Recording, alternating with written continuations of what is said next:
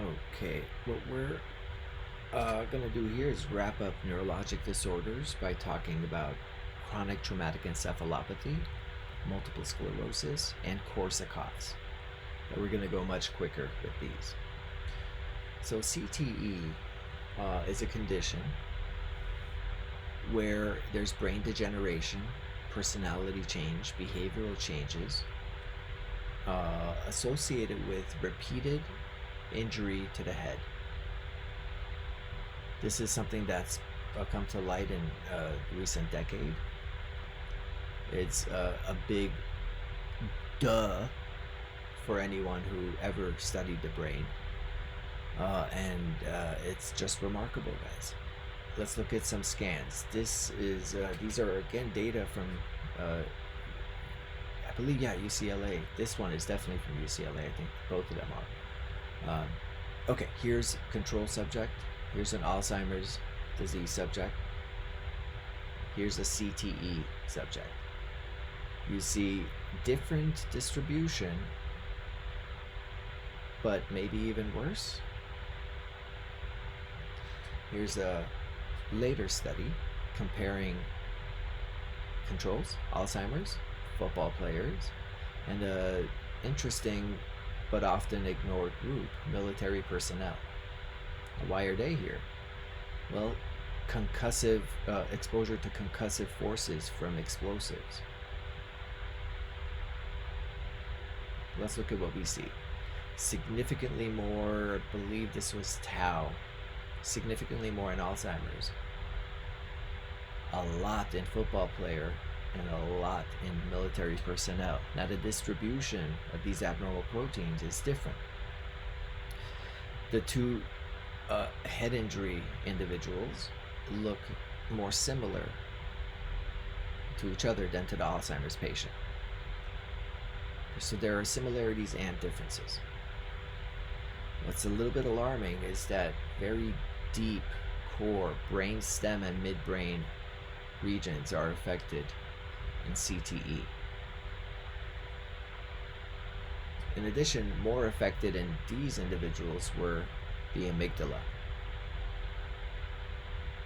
emotion regulation, yes, which is one of the ways that CTE got on the radar, because especially athletes and a lot of people with military backgrounds begin acting very strangely.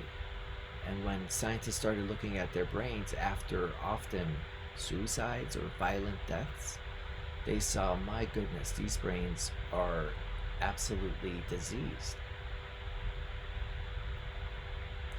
We'll see what happens, but one wonders about the future of contact sports. When you're seeing data like this, you just have to wonder, what are we doing? And I'm a huge football fan, and I'm a boxing fan, and I'm an MMA fan, and I feel guilty about it almost every time I watch the sport. Consider this my confessional. Okay, multiple sclerosis, MS, is an autoimmune demyelinating disease. I'm showing you some MRIs here of MS brains. What you're seeing is MS. Okay, let me remind you, this is a myelin sheath destroying disease. Where's the myelin? In the white matter, on the axons. Remember from way back when we had these segments of myelin interrupted by nodes of Ranvier. Well, the myelin gets destroyed, and what you see the white matter of the brain is in this region here, and that's where the myelin is going to be most easily observed. Do you see these massive lesions?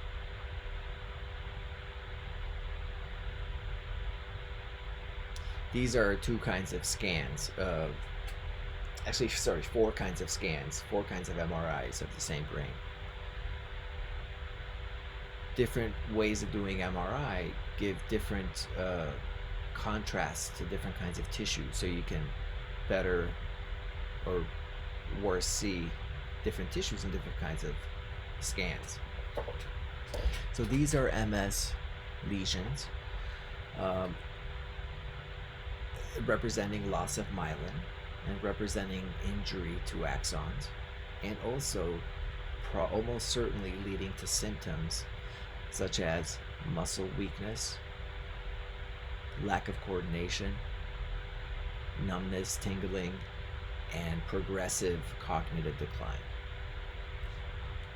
The treatment for MS is to, one way or another, knock the body's immune system down, because this is an autoimmune disease, self immune. So the body is waging an immune attack on itself, and in this case on the myelin sheath. So you have to knock down the body's immune system to try to get it to stop doing this. And they're somewhat okay, but they leave you in an immune compromised state, right? That's the whole point. So that's basically where we are with MS treatment. Just severely weaken the body so that it can't do anything, including hurt itself. There's a low to moderate genetic component to MS. It's rather mysterious. We have no idea why it seems to kick in. There are some genes that put you at higher risk, but nothing clear.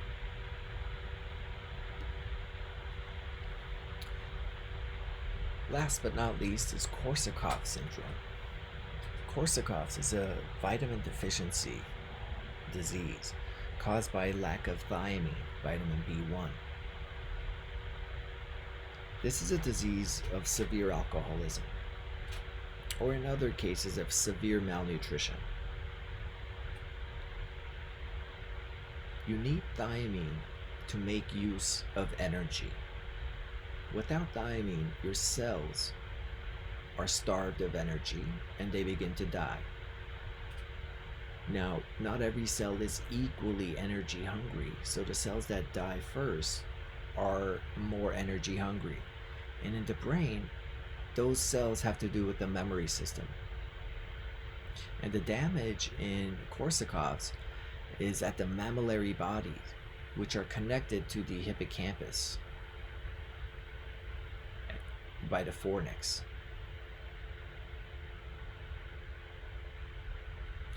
The hippocampus is doing episodic learning, right? And the mammillary body supports the hippocampus's episodic learning work. So when you destroy the mammillary bodies through thiamine deficiency, the person has anterograde amnesia, similar to patient HM from the hippocampus episodic learning lectures, or the woman who was stuck in a loop from the first set of lectures in the class. This is permanent. Well, if it's very mild, an IV infusion of thiamine can rescue some of these neurons. But once it's set in, it's permanent. Now, why alcoholics? Well, alcoholics have a two-hit. One, they're not eating. Let's go back.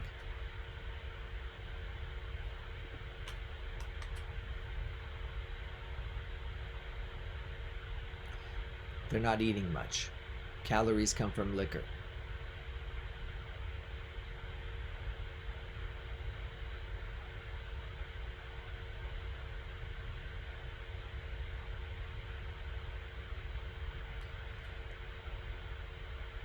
Second, alcohol inhibits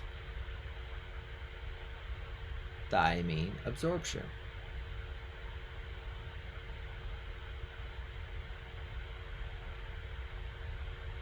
So they're not eating much, and the food they do get, the thiamine they do get, isn't getting absorbed. So alcoholics are particularly prone to this, but anorexia nervosa can lead to this as well. And of course, just horrific malnutrition.